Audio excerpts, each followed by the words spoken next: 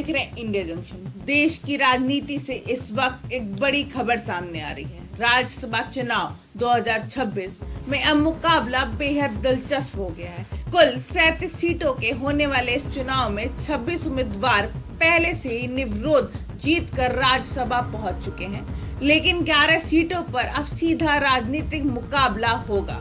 इन सीटों के लिए 16 मार्च को मतदान कराया जाएगा। अब सवाल यह है कि आखिर में ये 11 सीटें किन राज्यों की हैं और किस पार्टी की प्रतिष्ठा दांव पर लगी हुई है। आइए आपको पूरी तस्वीर समझाते हैं। सबसे पहले बात करते हैं बिहार की, जहां 5 राज्यसभा सीटों पर चुनाव होना है। बिहार में सत्ता पक्ष यानी एनडीए, जिसमें बीजेपी और जेडीयू शामिल है, विधानसभा में मजबूत स्थिति में है।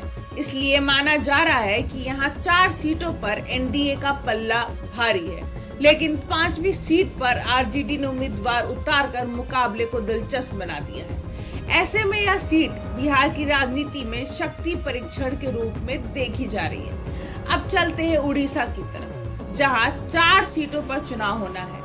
यहाँ भी राजनीतिक समीकरण काफी दिलचस्प है और माना जा रहा है कि बीजेपी और विपक्षी दलों के बीच कड़ी टक्कर देखने को मिल सकती है। राजनीतिक जानकारों का मानना है कि यहाँ क्रॉस वोटिंग की संभावना भी बनी हुई है, जिससे चुनाव का परिणाम चौंकाने वाला हो सकता है। अब बात करते हैं हरियाणा की, जहाँ 2 सीटों पर मुकाबला है। यहाँ चुनाव और भी दिलचस्प है, इसलिए हो गया है क्योंकि मुकाबला त्रिकोणीय बन गया है। यहाँ बीजेपी ने संजय भाटिया को उम्मीदवार बनाया है।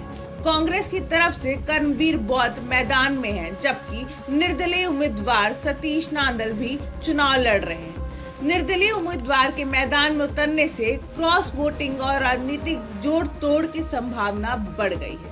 अगर कुल तस्वीर देखें तो बिहार 5 सीटें, उड़ीसा 4 सीटें, हरियाणा 2, यानी कुल मिलाकर 11 सीटों पर चुनाव होगा और इन सीटों का नतीजा तय करेगा कि राज्यसभा में किस पार्टी की ताकत कितनी बढ़ेगी। अब सबकी नजरें 16 मार्च पर टिकी हैं, जब इन सीटों के लिए मतदान होगा और साफ हो जाएगा कि आखिर किस दल को कितना फायदा मिलता है।